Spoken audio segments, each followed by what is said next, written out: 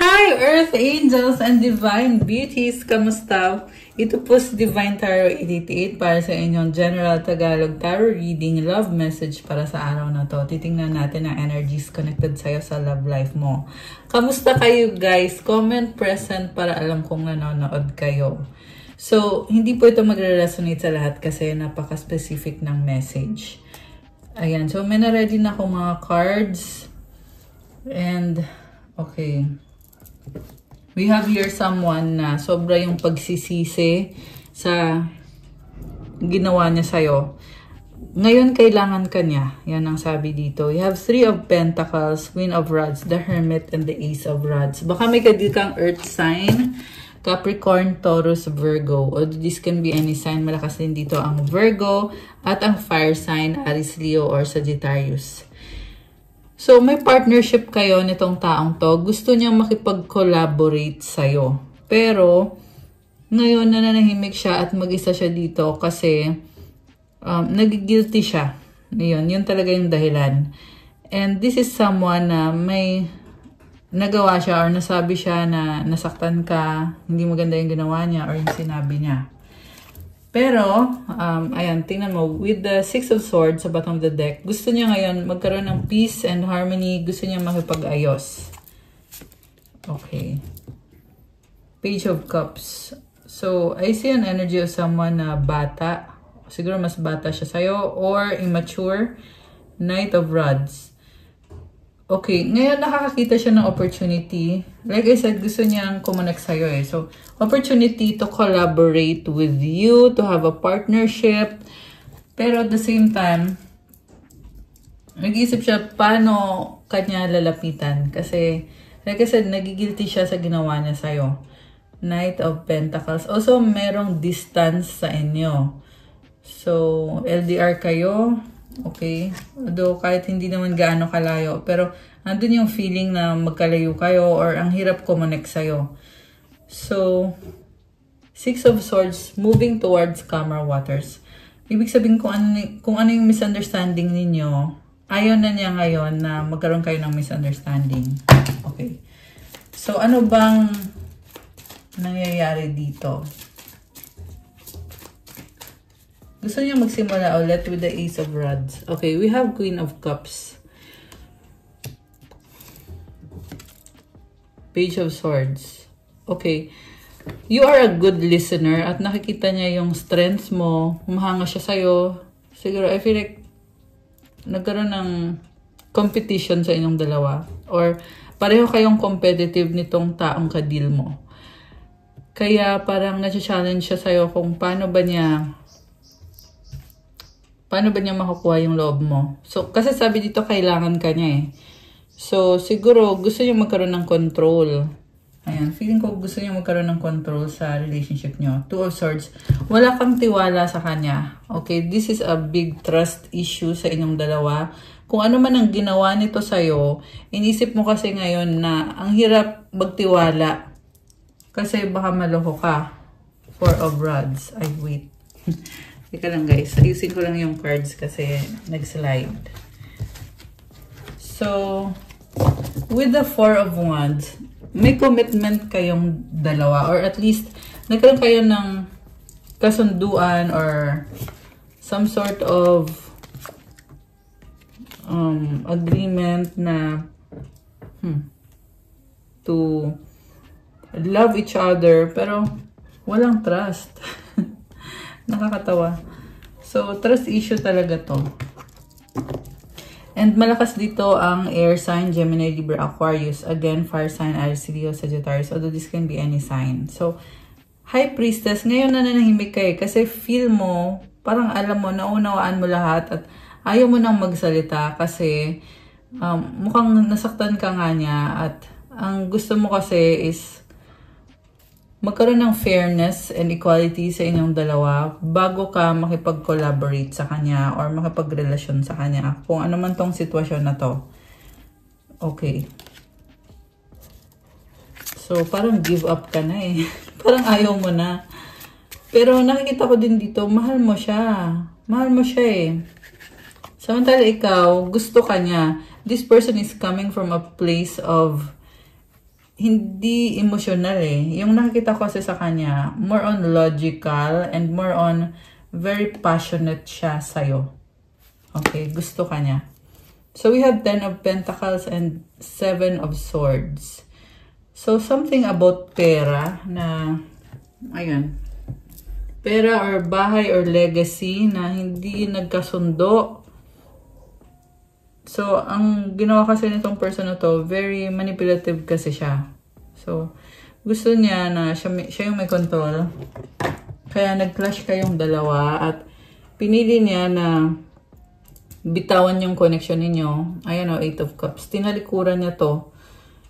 Pero invested siya sa'yo eh. Invested siya sa'yo, pero bigla kanyang tinalikuran. Okay? Bakit kaya? 9 of Swords. Sobra siya mag-isip. Negative thinker yung nakikita ko sa kanya. And with the Magician, like I said, andun yung pagka-manipulative niya talaga at 6 of Pentacles. Page of Pentacles. Parang kino-compare niya or parang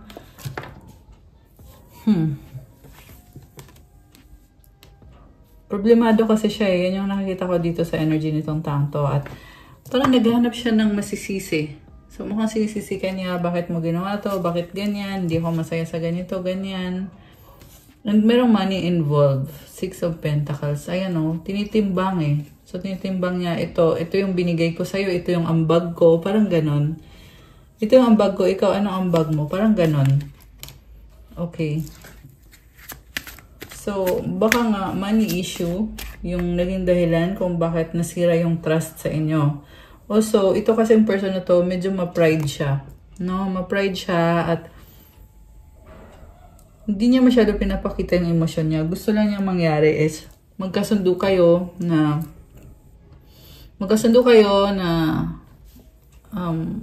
ito, partnership kasi sabi dito eh. Okay, tingnan natin yung ibang cards. We have 5 of Swords and the 7 of Rods. Sobra siyang nagsisisi. So, sinasabi niya ngayon dito na kung ano man yung nagawa niya, nagsisisi siya. Nakakatawa actually. Ayan o, dahang man, nagbago yung isip niya. So, inisip niya, tama nga ba yung ginawa ko na pinagtabuyan ko si Earth Angel, si Divine Beauty, the Empress. Okay, pinagtabuyan ka daw niya at ang gusto niya mangyari is ma-attract ka niya ulit. Okay, the Empress kasi is someone na motherly or someone na marami siyang blessings. Knight of Pentacles, 10 of Rods. Pero burdened siya, frustrated siya. Okay, magkagalit kayo, 8 of Pentacles. Tower, oh my gosh, grabe. Ang intense lang nangyari dito guys, yung pag-aaway, may pag-aaway eh. Yung pag-aaway na nangyari sa inyong dalawa, parang sinasabi dito, hinintay ka pa niya. Hinintay ka niya. And then, nung nagkita kayo or nag-usap kayo, doon niya nilabas lahat ng mga saloobin niya. At, ayun, pag-aaway. So, like I said, nagbago yung isip niya. Okay, gusto niya makapag-ayos. And with the Empress, nakita ko na this is someone na talagang very caring, loving. So, mukhang na-frustrate siya. So, any gender to, walang gender dito. Pwede to babae, lalaki. Okay, pwedeng ikaw yung babae at ito yung lalaki. Pero yung energy lang niya is very, very motherly or ano siya, parang hindi siya naghahabol eh. Gusto niya ma-attract ka sa kanya. Okay, pero sobra siyang frustrated. So, sasabi dito, kailangan kanya. Ayan.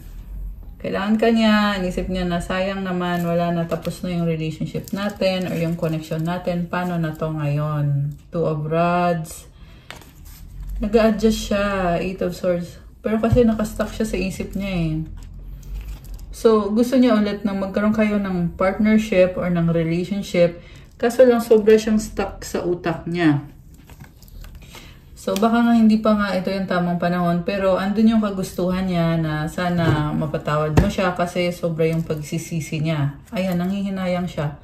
5 of Cups. Ngayon, lumalabas dito na emotional siya. Ayan o. Natapon yung laman nitong tatlong wine glass or chalices. 2 of Cups. Okay. And the 3 of Cups. King of Swords. Justice. Knight of Swords. Grabe, I see someone na sobrang tapang. Cutthroat. Yun yung narinig kong salita eh. Temperance. Okay, sobrang busy. Tinatry niyang balansehin. So, gusto niya magkaayos kayo, pero huli na ang lahat. Yan ang sabi dito, huli na ang lahat. Grabe, nakakalungkot actually. Nakakaiyak. Naano ko dito yung energy na merong umiiyak. Grabe. Pati ako naiiyak. Okay. So, kung sino man to, mag-comment kayo dyan. Itong taong sinaktan ka niya, pero ngayon sobra siyang naiiyak or iniiyakan talaga niya to. Kasi nagsisisi siya sa ginawa niya, sa pagputol niya sa ugnayan ninyo. Okay. Second chance, reconciliation, making amends opportunity, exhaustion, depletion, drained, long journey. So, this person wants to make amends. Parang gusto niya sabihin sa'yo na i-risk natin ulit, mag-try tayo ulit. Kasi sobra siyang pagod. 11-11 on the screen na. Oh my gosh, 11-11 nakita ko. So, yung numbers na yon 11-11, it's showing me balance, harmony, stability. So, gusto niya i-offer sa'yo yung stability na yon. Okay? And, again, nakikita ko dito, kailangan ka niya. With this exhaustion card, sinasabi niya sa'yo eh na, sana tulungan mo siya. Okay? Alright. And then, breaking point sa bottom of the deck. Limit, final straw, overwhelmed. Beginnings, try again, new direction, start over. So, siguro nga, na-reach na niya yung limit niya. Pero sabi naman dito, guys, try again, bagong direksyon na to. Start over. Mag-try kayo ulit. Okay. 202 angel numbers on the screen now. Okay, gusto niya ng bagong simula. Obsession, infatuation, adoration, addiction, divine feminine, yin feminine energy. Okay. Oh my gosh. Bakit ganon? Meron lang unhealthy habit itong taong to. With this obsession card. Ayan o. So, ang nakita ko, very controlling and manipulative. Kasi nga, yung tingin niya kasi sa sarili niya, masyado siyang mataas. Ayan o. Divine feminine, commitment, pride. Ayan, ma-pride siya and gusto niya, mag-ingat kayo dito guys kasi ang nakita kong gagawin niya is gusto niya mag-usap kayo at magkasundo kayo na magkaayos kayo tapos kukontrolin ka niya ulit. Okay. Shocking, turmoil, trouble, unexpected. Parang hindi din siya makapaniwala na ganito yung nangyari sa relationship niyo or sa connection ninyo. So, kaso lang, arrogance. Ayan o, arrogance, ego, stubborn. Matigas ang ulo. So, kaya nga sobrang nanginayang, nalulungkot, nagsisisi ngayon itong taong to sa mga ginawa niya. Grabe. So, one day, someday, somewhere, another time. Heart fog, mixed signals, black emotions mess up. Grabe, ang lungkot naman ito. Comment nga kayo dyan kung sino man itong nasagap natin dito. Okay? Sobra siyang nagsisisi. Pero ngayon, ayun, feeling niya kailangan niya ayusin yung sarili niya kasi black emotions mess up. Ang gulo. Ang gulo ng isip niya. Okay, parang pinaprocess pa niya yung mga bagay-bagay. Hindi pa niya masyadong na-process. And ito nga kasi pinangunahan ng pride, arrogance, ego, stubborn. Okay.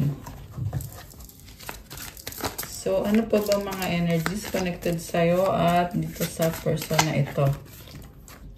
Look deeply within and discover your soul purpose in the relationship. Heart, you start to feel your heart beat faster as you get closer. Commitment is an important factor in building a successful relationship.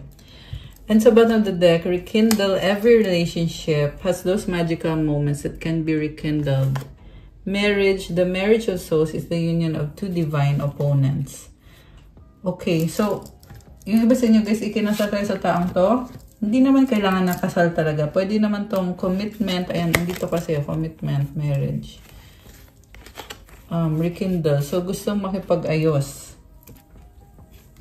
Malalim yung emosyon niya or yung nararamdaman niya ngayon. Heart. Okay.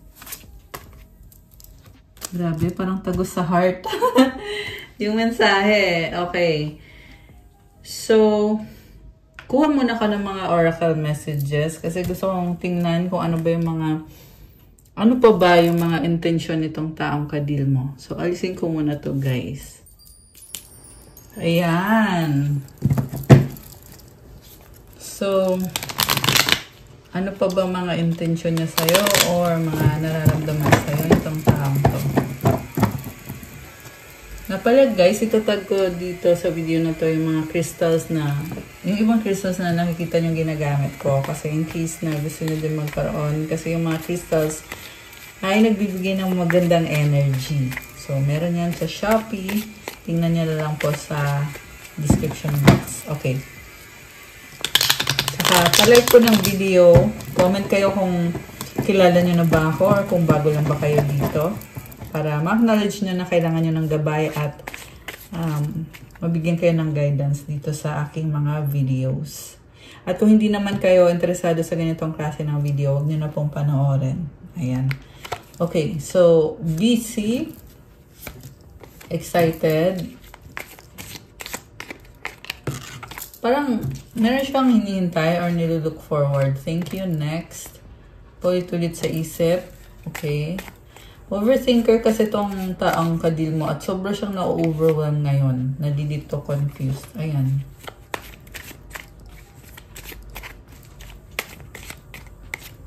I need help, codependent. Okay. So, this is someone na hindi niya kayang mag-isa. Parang gusto niya palagi, andyan ka. Alam mo yon. So, unhealthy eh. Yeah, medyo immature. Very needy. Crowded, magulo. Tumalikod, bye. Kisses. Okay, ano pa? Forever soulmate. So, may pagtalikod na ginawa itong taong to.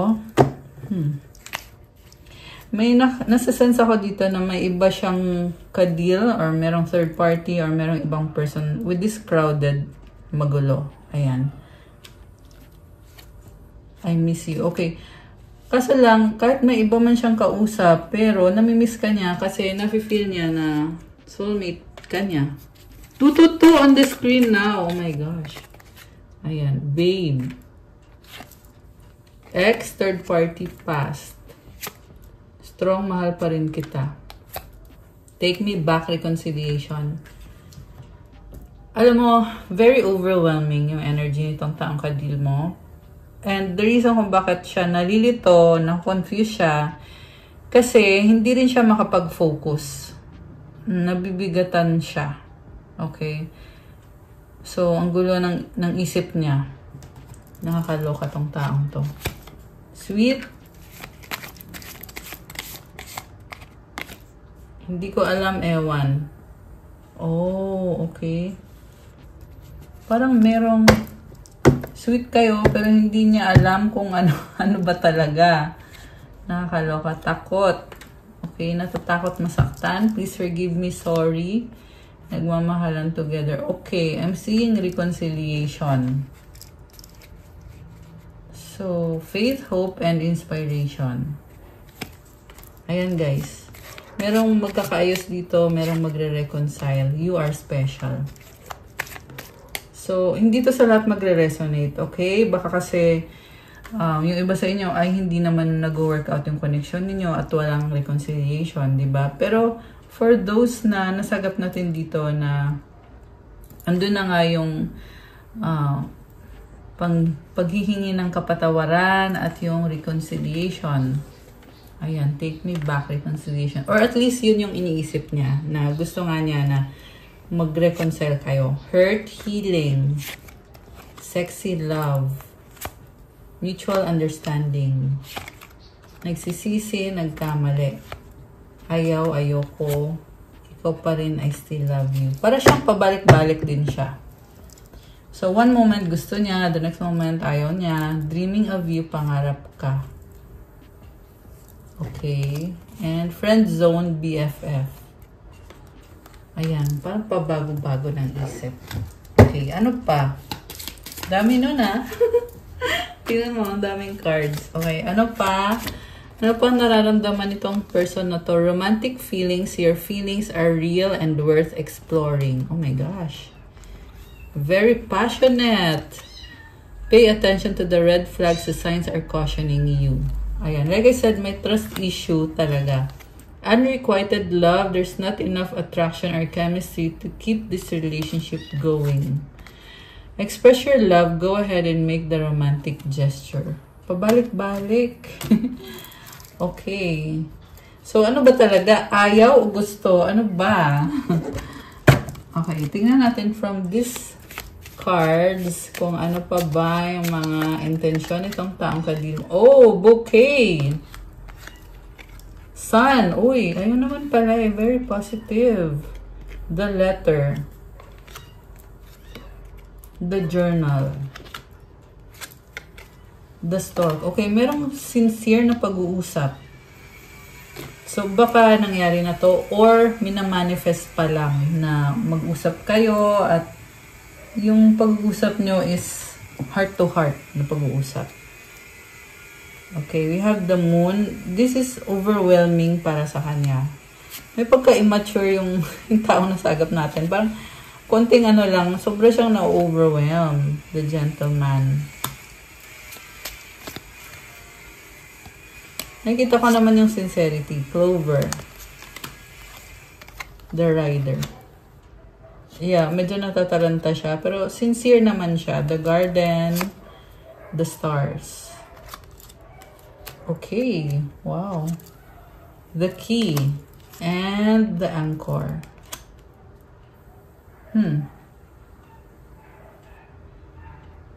Kasi stress eh. Crossroads. Kaya hindi siya makapag-decide. I mean, kaya siya nasa stress kasi hindi siya makapag-decide. Kasi pabago-bago siya. Pero merong good energy with the garden and the stars. The fish, merong opportunity. Pero ang tanong, i-grab ba yung opportunity na yan? Or hahayaan lang ba? Deadmine lang ba? Kasi sayang. Ayun yung nakita ko dito eh. Parang sinasabi dito, sayang naman. Ano ba talaga? Ano bang magiging decision dito? Okay. So, gusto kong tingnan. Wait, ito pa pala. Tingnan natin from the Romance and Love Oracle. Ano pa ba ang mga paparating na energies?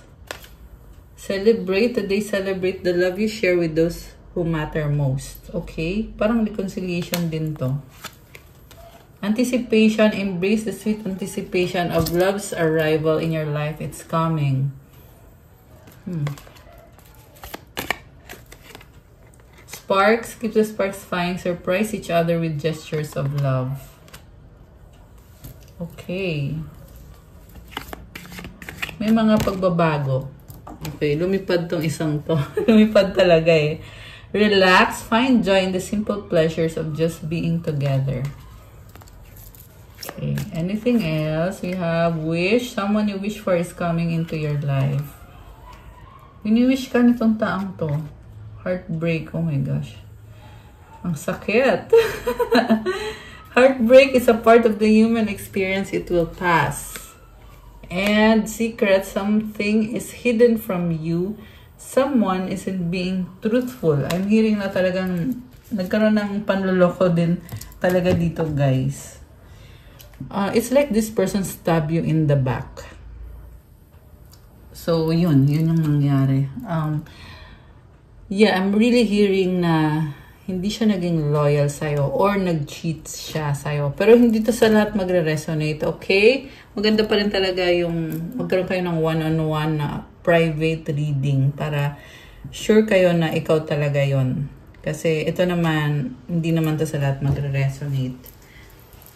So, kukuha ako ngayon. Muntik pa ako nabulol. Kukuha ako ng mga messages galing sa mga angels mo kung ano ba yung advice nila sa'yo. Pero, alisin ko muna to. Okay? Ayan. So,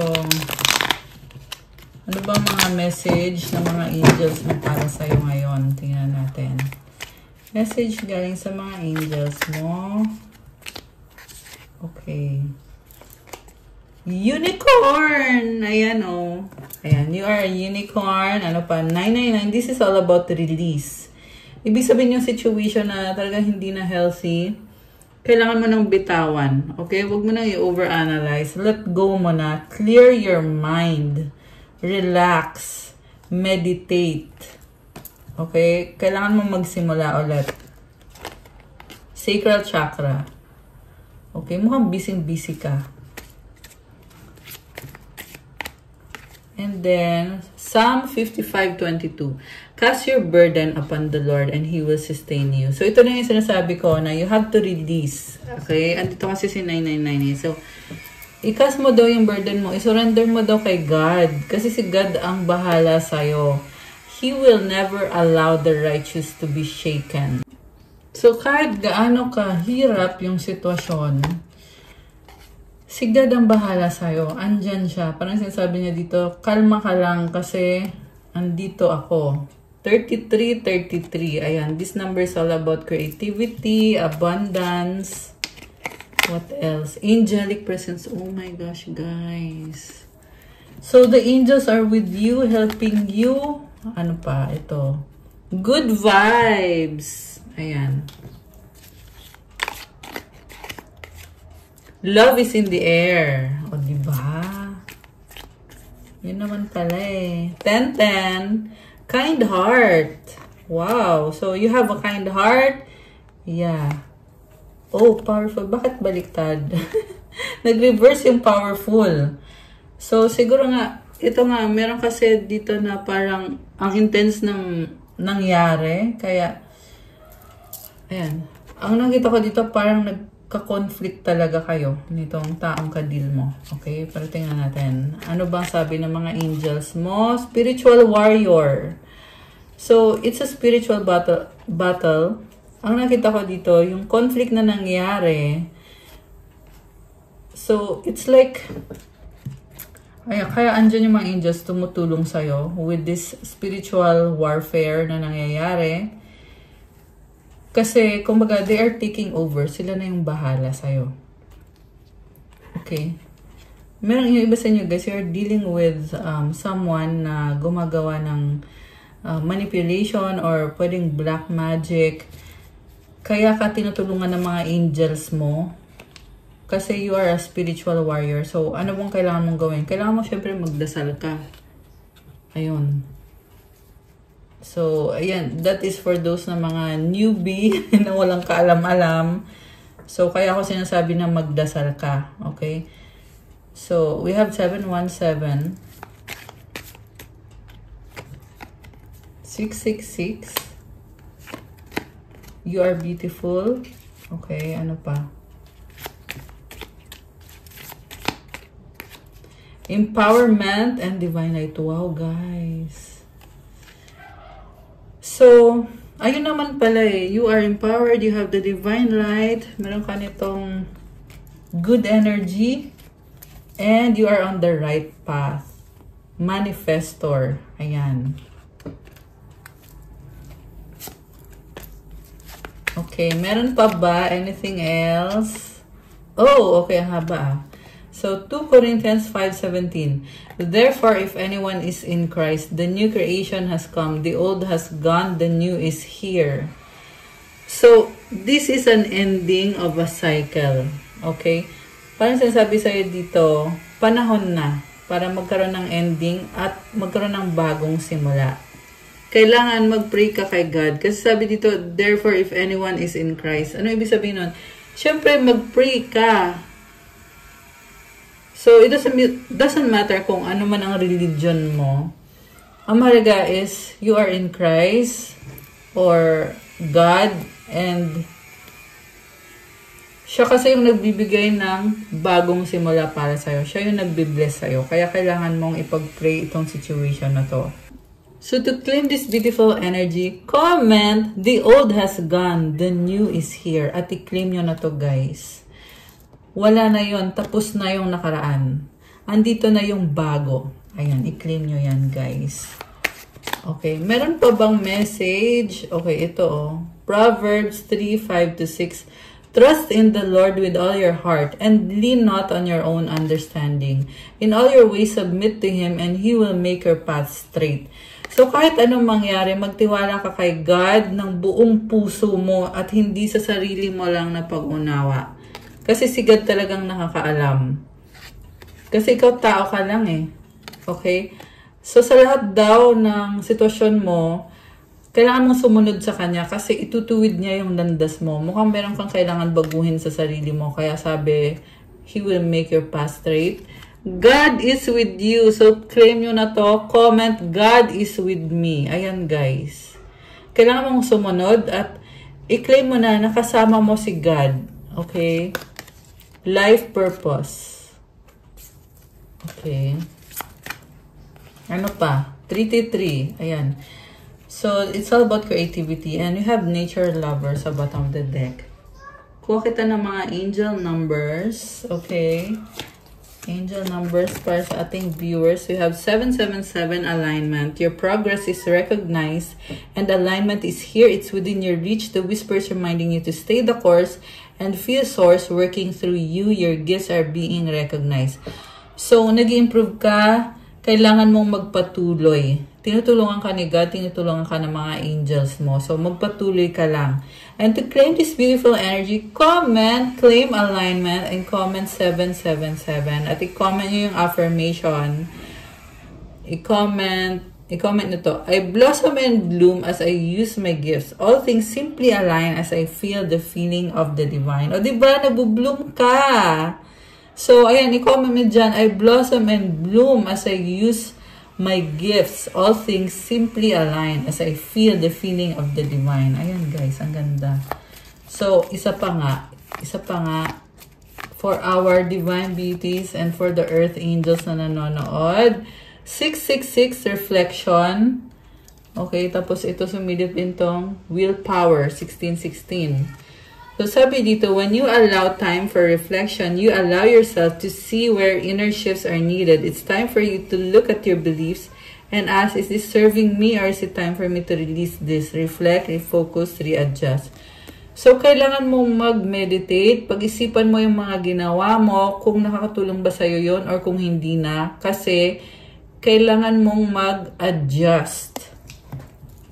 So, sabi ko nga, tapos na yung nakaraan, bago ka na ngayon, binago ka ni God kasi andyan siya, kasama mo siya. So, kailangan mo din mag-isip para makapag-adjust ka. Siyempre, kailangan mo mag-meditate. So, affirmation, as I refocus on what serves my highest good, I feel myself shift into my highest self. So, nag-i-improve ka, mukhang nagkaroon ka ng spiritual awakening. You are shifting into your highest self. Grabe. So, tingnan natin ang advice para sa mga divine beauties at mga earth angels. Lumipad.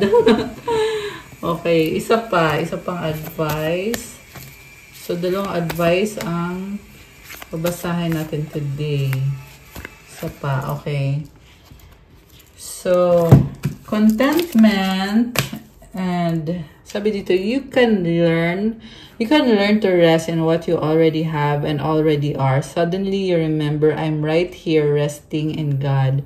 So makontento ka daw sa kung ano ka at kung anong meron ka kasi palaging andyan si God kasama mo. Grabe, I love this. In fact, napakadaming blessings. So kailangan mo ikalma yung sarili mo. And the last one is solitude. Once you embrace the inner divine and your own sacred solitude, the right people arrive at the right time, exactly on schedule without forcing or chasing. So, pag natutunan mo daw na makontento on your own, magugulat ka na lang na dumadating yung mga tao, yung mga tamang tao sa tamang panahon na hindi mo sila kailangan habulin. Kusa na lang. 4, 5, 6 angel numbers on the screen. Ayan. Grabe, mukhang merong paparating na person sa buhay mo. Oh my gosh. Sino kaya yon? Ayan guys. I love it for you. So, reclaim mo na itong mga beautiful energies na to. Ayan. So, that's all for our love message for today. Thank you for watching. Pa-like po ng video, comment, subscribe, hit the notification bell. Let me know kung nag-resonate ba or kung ilang percent nag-resonate. Kung kailangan nyo ng gabay, pwede kayong magpa-private reading. Message nyo ako sa Viber or sa WhatsApp. Nasa description box po yung contact details ko. And yes, sa private reading, video call po gagawin yung private reading. So, ayan guys, i-click nyo dyan at i-message nyo ako dun sa either sa Viber or sa WhatsApp. Thank you again, Earth Angels. I love you guys. I hope you enjoyed the reading. Let me know sa comments. Have a good day. God bless po sa lahat. See you again soon. Stay safe. Bye!